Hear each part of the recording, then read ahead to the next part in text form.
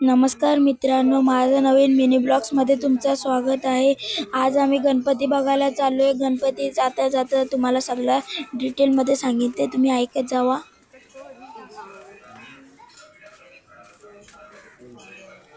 बघा, आता आम्ही गणपती बघायला आलो आहोत रोहित दादाच्या घरी, जो आमच्या इकडे राहते. हे बघा गणपतीचा डेकोरेशन. अजून गणपती बसवला नाही.